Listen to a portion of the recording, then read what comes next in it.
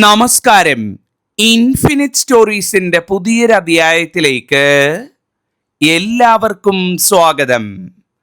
നാളെ കർക്കിടക മാസത്തിലെ ഏറ്റവും വിശേഷപ്പെട്ട കർക്കിടക വാവ് ദിവസമാണ്.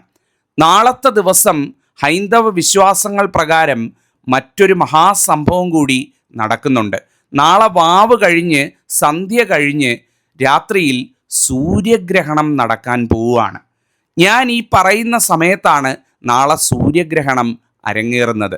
ഹൈന്ദവ വിശ്വാസങ്ങൾ പ്രകാരം അനർത്ഥ ദുരിത സമയമാണ് ഗ്രഹണ സമയം എന്ന് പറയുന്നത്. ഗ്രഹണ സമയത്ത് അറിഞ്ഞോ അറിയാതെയോ ഞാൻ ഈ പറയുന്ന 7 കാര്യങ്ങൾ നിങ്ങൾ ആരും വീട്ടിൽ ചെയ്യല്ലേ. കാര്യം ഈ 7 കാര്യങ്ങളെന്ന് പറയുന്നത് നമ്മുടെ ജീവിതത്തിലേക്ക് ദുഃഖ ദുരിത അനർത്ഥങ്ങൾ വിളിച്ചു വരുത്തുന്ന, വീട് മുടിയാൻ കാരണമാകുന്ന 7 കാരണങ്ങളാണ് എന്നുള്ളതാണ്. അപ്പം ഇന്ന് പറയാൻ പോകുന്നത് നാളെ സൂര്യഗ്രഹണം അരങ്ങേറുന്ന ആ മുഹൂർത്തം എപ്പോഴാണ്, ആ സമയത്ത് എന്തൊക്കെ കാര്യങ്ങളാണ് ചെയ്യാതിരിക്കാനായിട്ട് ശ്രദ്ധിക്കേണ്ടത് എന്നുള്ളതാണ്. ആദ്യം തന്നെ പറഞ്ഞുകൊള്ളട്ടെ, നാളെ ഈ ഗ്രഹണം നടക്കുന്ന സമയം ഞാനിപ്പോൾ പറയാം. ആ സമയത്ത് ചില നാളുകാരൊക്കെ വീട്ടിലുണ്ട് എന്നുണ്ടെങ്കിൽ, വെളിയിൽ പോകുന്നത്, രാത്രി വൈകി വീട്ടിൽ വരുന്നത്, രാത്രി വൈകി യാത്ര ചെയ്യുന്നത് ഒക്കെ ഉണ്ട് എന്നുണ്ടെങ്കിൽ പറ്റുമെങ്കിൽ ഒന്ന് ഒഴിവാക്കാൻ പറയുക. അല്ല എന്നുണ്ടെങ്കിൽ ഒന്ന് ശ്രദ്ധിക്കാൻ പറയുക. തീരെ നിവൃത്തിയില്ല എന്നുണ്ടെങ്കിൽ കുറച്ച് ശിവക്ഷേത്രത്തിൽ നിന്ന് കൊണ്ടുവന്ന ഭസ്മം പോക്കറ്റിൽ വെച്ചിട്ട് പോകാനായിട്ട് പറയുക. കാര്യം ഈ നക്ഷത്രക്കാരെ സംബന്ധിച്ചിടത്തോളം ഈ ഗ്രഹണം വളരെ പ്രതികൂലമായിട്ട് ബാധിക്കും എന്നുള്ളതാണ്. അപ്പോൾ ആ നാളുകൾ ഏതാണെന്നുള്ളത് കൂടി ഞാൻ പറയാം. ആദ്യമായിട്ട് മനസ്സിലാക്കിക്കോളൂ, നാളെ ഗ്രഹണം നടക്കാൻ പോകുന്നത് ആഗസ്റ്റ് 12 ബുധനാഴ്ച കർക്കിടക വാവ് ദിവസം രാത്രി 9:04 ഗ്രഹണം ഏറ്റവും ഉച്ചസ്ഥായിയിലെത്തുന്നത്. 9:04 മുതൽ 1:27 വരെ, അതായത് രാത്രി 9:04 മുതൽ ആ നേരം പുലർന്ന് 1:27, അതായത് 12 മണി കഴിഞ്ഞ് 1:27 വരെയുള്ള സമയമാണ് ഗ്രഹണം ഏറ്റവും ദോഷം വിതയ്ക്കുന്ന സമയം എന്ന് പറയുന്നത്. ആ സമയത്ത് ഞാൻ 7 കാര്യങ്ങൾ പറഞ്ഞു തരാം. ആരെങ്കിലും അറിഞ്ഞോ അറിയാതെയോ വീട്ടിൽ ഈ 7 കാര്യങ്ങൾ ചെയ്യുന്നുണ്ടെങ്കിൽ ഒന്ന് ഒഴിവാക്കണം കേട്ടോ. ആ 9:04 ഗ്രഹണം തുടങ്ങിക്കഴിഞ്ഞാൽ 1:27 വരെയാണ് അതിൻ്റെ ഏറ്റവും മൂർധന്യാവസ്ഥ. ഏതാണ്ട് 4:25 ഗ്രഹണം തീരാനെടുക്കുന്ന സമയം. പക്ഷെ 4:25 വരെ കുഴപ്പമില്ല. ജ്യോതിഷവശാൽ നോക്കുമ്പം 9:04 മുതൽ 1:27 വരെയാണ് ആ ദോഷമുഹൂർത്തം എന്ന് പറയുന്നത്. അവിട്ടം, ഉത്രാടം, മകയിരം, തിരുവാതിര, ചിത്തിര, ആയില്യം, തൃക്കേട്ട, തിരുവോണം, പൂരുരുട്ടാതി, പൂരാടം, ഈ പറഞ്ഞ നാളുകാരൊക്കെ വീട്ടിലുണ്ട് എന്നുണ്ടെങ്കിൽ രാത്രി യാത്രകളൊന്നും ഒഴിവാക്കാൻ പറയണം കേട്ടോ. കഴിയുന്നതും. ഇല്ല, തീരെ നിവൃത്തിയില്ല, രാത്രി യാത്രകൾ ഒഴിവാക്കാൻ സാധിക്കുന്നില്ല എന്നുണ്ടെന്നുണ്ടെങ്കിൽ കുറച്ച് ഭസ്മം, ശിവക്ഷേത്രത്തിൽ നിന്ന് കൊണ്ടുവന്ന ഭസ്മമോ പ്രസാദമോ ഒരു ചെറിയ പൊതിയാക്കി അവരുടെ പോക്കറ്റിലോ പേഴ്സിലോ വെച്ചിട്ട് യാത്ര ചെയ്യാൻ പറയുക. ഒരു ശിവകവചം എപ്പോഴും അവരോടൊപ്പം ഉണ്ടായിരിക്കണം എന്നുള്ളതാണ്. ഞാനിത് പറഞ്ഞത് നിസ്സാരമായിട്ട് കാണരുത്. ഒരുപക്ഷെ അനർത്ഥ ദോഷങ്ങളൊക്കെ വരാനിരിക്കുന്നത് തല്ലിക്കെടുത്തി പോകാനായിട്ട് ജഗദീശ്വരനായിട്ടൊരു വഴി കാണിച്ചു തന്നതാണ്. ഒരുപക്ഷെ എന്നെ കൊണ്ട് പറയിച്ചതും നിങ്ങളിത് കാണാൻ നിമിത്തമായതുമാണ്. ഈ നാളുകാരൊക്കെ ഉണ്ടെന്നുണ്ടെങ്കിൽ നേരത്തെ ഒന്ന് വീട്ടിൽ വരാനായിട്ട് പറയുക. 9:04 മുമ്പ്, ഒരു 9 മണിക്ക് മുമ്പ് വീട്ടിൽ കയറാനായിട്ട് പറയുക. ഈ നക്ഷത്രക്കാർക്ക് പൊതുവെ ഈ ഒരു ഗ്രഹണം ദോഷ സമയം വിതയ്ക്കുന്ന ഒരു രാത്രിയാണ് എന്നുള്ളതാണ്. അതുപോലെ തന്നെ ആദ്യമായിട്ട് പറഞ്ഞുകൊള്ളട്ടെ, നാളത്തെ ദിവസം ഗ്രഹണം നടക്കുന്നതിന് മുമ്പ് 9:04 ആദ്യത്തെ കാര്യം നിങ്ങളെല്ലാം ശ്രദ്ധിക്കേണ്ടതാണ്. രാത്രി 9:04 മുമ്പ് നിങ്ങളുടെ വീട്ടിലെ പൂജാമുറി അടച്ചിരിക്കണം കേട്ടോ. വീട്ടിൽ പൂജാമുറി ഇല്ല, അല്ലാതെ വിളക്ക് വെക്കുന്നവരാണ് എന്നുണ്ടെങ്കിൽ ഒരു നല്ല തുണിയോ ഒരു മറയോ ആ വിളക്കിൻ്റെ മുകളിലെടുത്ത് ഇട്ടേക്കണം എന്നുള്ളതാണ്. സാധാരണ പകൽ സമയത്താണ് ഗ്രഹണം നടക്കുന്നതെന്നുണ്ടെങ്കിൽ ക്ഷേത്രങ്ങൾ വരെ ആ സമയത്ത് അടച്ചിടും. കാരണം നമുക്ക് ദൈവികമായിട്ടുള്ള എല്ലാ ശക്തികളെ സംബന്ധിച്ചിടത്തോളം വളരെയധികം ഒരു ദോഷാവസ്ഥയിൽ നിൽക്കുന്ന സമയമാണ് ഗ്രഹണ സമയം. അതുകൊണ്ട് നമ്മൾ വെച്ചാരാധിക്കുന്ന ഈശ്വരന്മാരുടെ ചിത്രങ്ങൾ, വീട്ടിൽ വെച്ചിരിക്കുന്ന ഈശ്വരന്മാരുടെ വിഗ്രഹങ്ങളൊക്കെ ഉണ്ടെങ്കിൽ ഒരു തുണി എടുത്തിട്ട് ഒന്ന് മറച്ചേക്കുക. പൂജാമുറി ഉള്ളവരാണെങ്കിൽ പ്രശ്നമില്ല, പൂജാമുറിയുടെ വാതിലങ്ങ് മൂടിയാൽ മതി. അല്ലെ പൂജാമുറിക്ക് കർട്ടനാണ് എന്നുണ്ടെങ്കിൽ പൂജാമുറിയുടെ കർട്ടൻ അങ്ങ് പിടിച്ചിട്ടാൽ മതി എന്നുള്ളതാണ്. എല്ലാവരും നാളെ സന്ധ്യയ്ക്ക് വിളക്ക് കത്തിച്ച് തൊഴുത് പ്രാർത്ഥിച്ച് വിളക്കൊരു 7 മണി അല്ലെ 8 മണിക്കകത്ത് അണച്ചിട്ട് നിങ്ങൾ ഈ പറഞ്ഞ കണക്കൊരു തുണിയെടുത്ത് വിഗ്രഹങ്ങൾ, ചിത്രങ്ങളൊന്നും മൂടിയേക്കണം. ക്ഷേത്രങ്ങളുടെ കാര്യമാകുമ്പോൾ രാത്രി ആയതുകൊണ്ട് ക്ഷേത്രങ്ങളെല്ലാം അടഞ്ഞു കിടക്കുന്നതുകൊണ്ട് ഇപ്രാവശ്യം ക്ഷേത്രങ്ങൾ അടയ്ക്കേണ്ട കാര്യമില്ല. പൂജകൾ വരെ മാറ്റി വെക്കാറുണ്ട് സാധാരണ പകൽ സമയത്ത് ഗ്രഹണം വരുന്ന സമയത്ത്. അപ്പം നിങ്ങൾ മനസ്സിലാക്കുക, വീട്ടിലും അത് തന്നെയാണ് നമ്മൾ ചെയ്യേണ്ടത്. വെച്ചാരാധിക്കുന്ന വിഗ്രഹങ്ങൾ, ചിത്രങ്ങൾ, വിളക്കൊക്കെ ഉണ്ടെങ്കിൽ ഒന്ന് മറച്ചിടുക എന്നുള്ളതാണ്. ഇതാണ് ഒന്നാമതായിട്ട് എല്ലാവരും ശ്രദ്ധിക്കേണ്ട കാര്യം.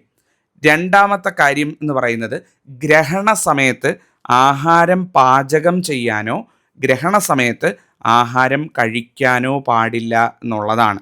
എല്ലാവരും ശ്രദ്ധിക്കണം കേട്ടോ. നാളെ ഭക്ഷണം കഴിക്കുന്നവരൊക്കെ ഉണ്ടെങ്കിൽ 9:04 മുമ്പ്, ഇച്ചിരി നേരത്തെ, ഒരു 8-8:30 മണിയാകുമ്പോഴേ ഭക്ഷണമൊക്കെ കഴിച്ച് നേരത്തെ കിടക്കുന്നെങ്കിൽ കിടന്നോളൂ. നേരത്തെ കാര്യങ്ങൾ തീർത്ത്, ഗ്രഹണ രാത്രി 9:04 ഗ്രഹണം തുടങ്ങുന്നതിന് മുമ്പ് എല്ലാം തീർത്ത് ഒന്ന് മൊത്തത്തിലൊന്ന് ഒഴിവാകാൻ ശ്രമിക്കണം. ഗ്രഹണം നടക്കുന്ന സമയത്ത് ഭക്ഷണം കഴിക്കുന്നത്, ഗ്രഹണം നടക്കുന്ന സമയത്ത് ഭക്ഷണം പാചകം ചെയ്യുന്നത്, ഭക്ഷണം കളയുന്നത്, ഇതൊക്കെ ദോഷമായിട്ടുള്ള കാര്യമാണ്. ഇപ്പോൾ ഒരു 9:04 മുമ്പ്, ഗ്രഹണ സമയം തുടങ്ങുന്നതിന് മുമ്പ് ഭക്ഷണ കാര്യങ്ങളെല്ലാം നോക്കി കുട്ടികളൊക്കെ കഴിക്കാനുണ്ടെങ്കിൽ എല്ലാവരും കഴിച്ചു മാറി ഒന്ന് മൊത്തത്തിലൊന്ന് ഒഴിയാനായിട്ട് ശ്രമിക്കുക. ഇതാണ് രണ്ടാമത് ദോഷം ചെയ്യാൻ പാടില്ലാത്ത കാര്യം. മൂന്നാമത്തെ കാര്യം എന്ന് പറയുന്നത്, ശുഭകാര്യങ്ങളൊന്നും തന്നെ ചെയ്യാനായിട്ട് പറ്റുന്ന സമയമല്ല ഗ്രഹണ സമയം എന്ന് പറയുന്നത്. നമ്മൾ പറയത്തില്ലേ, ദോഷ സമയം, ഏതാണ്ട് ഗ്രഹണം പിടിച്ച സമയത്താണ് ഞാനിതിന് ഇറങ്ങിത്തിരിച്ചത്, എല്ലാം നാശമാണെന്ന് പറയത്തില്ലേ എന്ന് പറയുന്ന കണക്ക് ഗ്രഹണ സമയത്ത് ഒരു പുതിയ കാര്യങ്ങൾക്കും ഇറങ്ങിത്തിരിക്കരുത്. ഉദാഹരണത്തിന്, ഒരു യാത്ര പോവുകയാണ് എവിടെയെങ്കിലും അത് ഈ 9:04 മുമ്പ് യാത്ര തിരിക്കണം. ഇപ്പം നിങ്ങൾക്ക് ചിലപ്പോൾ 9:30 നിങ്ങൾക്ക് പോകേണ്ട സമയം, കുഴപ്പമില്ല, അരമണിക്കൂർ നേരത്തെ ഇറങ്ങിയാലും കുഴപ്പമില്ല. ഗ്രഹണം തുടങ്ങിക്കഴിഞ്ഞ് ഇറങ്ങാൻ നിൽക്കരുത്. ഇപ്പോൾ യാത്രയൊക്കെ പോകുന്നവർക്ക് ചിലപ്പോൾ മാറ്റി വെക്കാൻ പറ്റത്തില്ല ഗ്രഹണം ഉണ്ടെന്ന് പറഞ്ഞിട്ട്. അപ്പം ആ ഗ്രഹണം തുടങ്ങുന്നതിന് മുമ്പ് 9:04 മുമ്പ് നമ്മൾ ഈ മുഹൂർത്തം നോക്കി ഇറങ്ങത്തില്ലേ എന്ന് പറയുന്ന കണക്ക് നമ്മൾ കൃത്യമായിട്ട് 9:04 മുന്നേ ഇറങ്ങണം എന്നുള്ളതാണ്. ഇതാണ് നമ്മൾ പ്രത്യേകം ശ്രദ്ധിക്കേണ്ട കാര്യം. അതുപോലെ തന്നെ ചില പ്രത്യേക കാര്യങ്ങൾ, ഉദാഹരണത്തിന് ഒരു പരീക്ഷയുടെ ഫോം ഫില്ല് ചെയ്യുക, അല്ലെങ്കിൽ എന്തെങ്കിലും ഒരു ശുഭകാര്യത്തിന് തുടക്കം കുറിക്കുക, വിവാഹ ക്ഷണക്കത്തിൽ പേരെഴുതി തുടങ്ങുക, ഇങ്ങനെയൊക്കെയുള്ള കാര്യങ്ങളുണ്ടല്ലോ, കുറച്ച് ശുഭമംഗള കാര്യങ്ങൾ. ഇതൊന്നും ഈ ഗ്രഹണ സമയത്ത് ചെയ്യാതിരിക്കുക. ചുരുക്കി പറഞ്ഞാൽ ആ ഒരു സമയത്ത് കഴിയുന്നതും ശിവ ജപിച്ച്, ഓം നമഃ ശിവായ ജപിച്ച് ഭഗവാനെ, മഹാദേവനെ പ്രാർത്ഥിച്ചുകൊണ്ടിരിക്കുന്നതാണ് ഏറ്റവും ഉചിതം. ഉറങ്ങുന്നതിൽ യാതൊരു തെറ്റുമില്ല, കയറി കിടന്ന് ഉറങ്ങിക്കൊള്ളൂ, ഒരു ദോഷവുമില്ല. 9:04 ശേഷം ഇത്തരത്തിൽ ശുഭകാര്യങ്ങൾ ചെയ്യാതിരിക്കുക എന്നുള്ളതാണ്. നമ്മൾ രാഹുകാലം നോക്കി നമ്മൾ സമയത്ത് ഇറങ്ങുന്നു എന്ന് പറയുന്ന പോലെ ഈ ഒരു ഗ്രഹണ സമയവും നമ്മൾ നോക്കി വേണം ഓരോ കാര്യം ചെയ്യാനായിട്ട്. ഗ്രഹണത്തിന് മുമ്പ് എന്ത് വേണമെങ്കിലും തുടങ്ങി വെച്ചോളൂ, അല്ലെങ്കിൽ ഗ്രഹണം കഴിഞ്ഞതിന് ശേഷം. ഇതാണ് ശ്രദ്ധിക്കേണ്ട മൂന്നാമത്തെ കാര്യം എന്ന് പറയുന്നത്.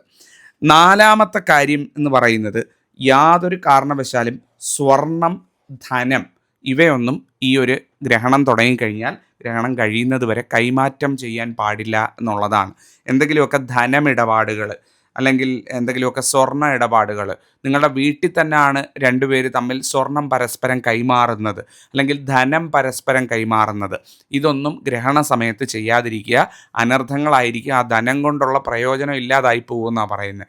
ആ ധനം നമ്മൾ വിചാരിച്ച കാര്യത്തിന് ചിലപ്പോൾ നമുക്ക് ഉതകത്തില്ല, അല്ലെങ്കിൽ നമ്മൾ അത് മുടക്കിയാൽ തന്നെ നമ്മൾ പ്രതീക്ഷിച്ച ഫലം അതുകൊണ്ട് ഇല്ലാതെ വരും എന്നൊക്കെയാണ് പറയുന്നത്. അതുകൊണ്ട് ധനമിടപാടുകൾ, പരസ്പരം സ്വർണം കൈമാറുന്നത്, അത്തരത്തിലൊക്കെയുള്ള കാര്യങ്ങൾ ഗ്രഹണ സമയത്ത് ചെയ്യാതിരിക്കുക. അഞ്ചാമത്തെ കാര്യം എന്ന് പറയുന്നത്, രാത്രി ആയതുകൊണ്ട് ആരും ചെയ്യാൻ സാധ്യതയില്ല, തുളസിച്ചെടി പറിക്കാനോ തുളസിച്ചെടിയെ നുള്ളി നോവിക്കാനോ തുളസിച്ചെടിക്ക് ജലം അർപ്പിക്കാനോ ഒന്നും ഗ്രഹണ സമയത്ത് പാടില്ല എന്നുള്ളതാണ്. രാത്രിയായതുകൊണ്ട് ആരും അത് ചെയ്യുമെന്ന് കരുതുന്നില്ല. ചിലരെങ്കിലും വീട്ടിൽ ഈ നിലവിളക്കിനോടൊപ്പം കിണ്ടിയിൽ വെച്ചിരിക്കുന്ന തീർത്ഥജലം കൊണ്ടുപോയി തുളസി ചുവട്ടിൽ ഒഴിക്കുന്നവരുണ്ട്. ചെയ്യരുത്, അബദ്ധം പറ്റരുത്. ഗ്രഹണ സമയത്ത് യാതൊരു കാരണവശാലും ചെയ്യാൻ പാടില്ല എന്നുള്ളതാണ്. ഇതാണ് അഞ്ചാമത്തെ കാര്യം എന്ന് പറയുന്നത്. ആറാമത്തെ കാര്യം എന്ന് പറയുന്നത്, ഗ്രഹണ സമയത്ത് കുട്ടികൾ, വീട്ടിലുള്ള മക്കളൊക്കെ ഒരുപാട് ശുണ്ഠി പിടിക്കുകയും പല കാര്യത്തിന് ബഹളം ഉണ്ടാക്കുകയൊക്കെ ചെയ്യും. ആ ഒരു ഗ്രഹണ സമയത്ത് കുട്ടികൾക്കൊക്കെ അതിൻ്റേതായ ചില മാറ്റങ്ങളൊക്കെ കാണും. അങ്ങനെയൊക്കെ ഉണ്ട് എന്നുണ്ടെങ്കിൽ പ്രത്യേകം ശ്രദ്ധിക്കണം. കുഞ്ഞുങ്ങളെ കരയിക്കാതെ, കുഞ്ഞുങ്ങളെ ശുണ്ഠി പിടിപ്പിക്കാതെ, വഴക്കിടാതെ, കുട്ടികളെ പ്രത്യേകിച്ചും അടിക്കാനോ ഉപദ്രവിക്കാനോ ഒന്നും പാടില്ല. ചിലപ്പോൾ അച്ഛനമ്മമാരൊക്കെ പെട്ടെന്ന് ചിലപ്പോൾ ഒരു ദേഷ്യത്തിൻ്റെ പുറത്ത് കുട്ടിയെ വഴക്ക് പറയുകയോ ഇതൊക്കെ ചെയ്യും. അതൊന്നും, ശാപവാക്കുകൾ, കുട്ടികളെ ഉപദ്രവിക്കുന്ന കാര്യങ്ങൾ, ഇതൊന്നും ചെയ്യാൻ പാടില്ല. പ്രത്യേകിച്ചും ശാപവാക്കുകളൊന്നും പറയരുത്. കുട്ടികളെ മാത്രമല്ല, ആരെയും ശാപവാക്കുകൾ ഗ്രഹണ സമയത്ത് പറയരുത്. അത് നാവിൽ ഗുളിയം നിൽക്കുന്ന സമയമെന്ന് പറയും. പല രീതിയിൽ ചിലപ്പോൾ അത് തിരിച്ച് നമുക്ക് തന്നെ തിരിഞ്ഞു കൊത്തും. നമ്മൾ ചിലപ്പം വേറൊരാളെ ശപിക്കുന്നത് തിരിഞ്ഞ് നമുക്ക് തന്നെ കൊത്തുന്ന ഒരവസ്ഥയും വരാനായിട്ടുള്ള സാധ്യതയുണ്ട് എന്നുള്ളതാണ്. അതുകൊണ്ട് ഈ ഒരു കാര്യവും എല്ലാവരും ശ്രദ്ധിക്കുക. ഇതാണ് 6ാമത്തെ കാര്യം. 7ാമത്തെ കാര്യം എന്ന് പറയുന്നത് ഏറ്റവും പ്രധാനപ്പെട്ട കാര്യമാണ്. ഗർഭിണികളായിട്ടുള്ള സ്ത്രീകളൊക്കെ ഉണ്ട് എന്നുണ്ടെങ്കിൽ ഗ്രഹണ സമയത്ത് പുറത്തിറങ്ങുന്നത് പൊതുവേ ശുഭകരമല്ല എന്നുള്ളതാണ്. അല്ല എന്തെങ്കിലും അത്യാവശ്യ കാര്യത്തിനൊക്കെ പോകണമെന്നുണ്ടെങ്കിൽ ശിവപ്രസാദം നെറ്റിയിൽ ഭസ്മം നെറ്റിയിൽ അണിഞ്ഞിട്ട് പോകാവുന്നതാണ്. പോകാതിരിക്കേണ്ട കാര്യമില്ല. പക്ഷേ കഴിയുന്നതും പുറത്തിറങ്ങുക അങ്ങനെയുള്ള കാര്യങ്ങളിലൊക്കെ ഗ്രഹണം നേരിട്ട് ബാധിക്കുന്ന രീതിയിലുള്ള കാര്യങ്ങളിലൊന്നും ഇടപെടാതിരിക്കുക എന്നുള്ളതാണ്. പണ്ടൊക്കെ ഇത് നമ്മുടെ കാരണവന്മാർ മുത്തശ്ശന്മാരൊക്കെ കൃത്യമായിട്ട് പറഞ്ഞു തന്നിരുന്നു. ഇപ്പോൾ ഇന്നത്തെ തലമുറയിലുള്ള കുട്ടികൾക്ക് ഇത് പലർക്കും അറിയില്ല. ഗ്രഹണം നമുക്ക് ഇവിടുന്ന് കാണാൻ സാധിക്കുന്നില്ല, നമ്മുടെ ഭാരതത്തിൽ നിന്ന് കാണാൻ സാധിക്കുന്നില്ല എന്നുണ്ടെങ്കിലും ഗ്രഹണം തന്നെയാണ്. ജ്യോതിഷവശാൽ അതിന് ചില ഫലങ്ങളുണ്ട്, അതിന് ദോഷങ്ങളുണ്ട്. അത് അറിഞ്ഞിരിക്കാൻ വേണ്ടിയാണ് പറഞ്ഞത്. ഈ കർക്കിടക വാവ്, ഗ്രഹണം ഇതെല്ലാം കൂടെ ചേർന്ന് വരിക എന്ന് പറഞ്ഞാൽ അനർത്ഥമാണ്, അനർത്ഥ ദിവസമാണ്, അനർത്ഥ രാത്രിയാണ്.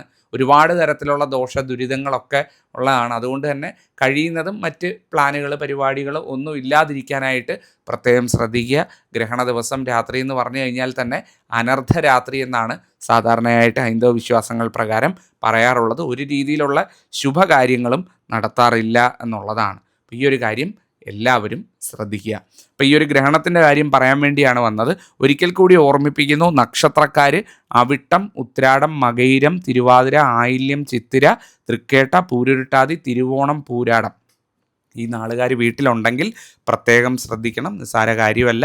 നക്ഷത്രക്കാർക്ക് ദോഷം നിലനിൽക്കുന്ന സമയമാണ്. ഞാൻ നേരത്തെ പറഞ്ഞ പോലെ ശിവപ്രസാദം അണിയുക, ഓം നമഃ ശിവായ മന്ത്രം ജപിക്കുക.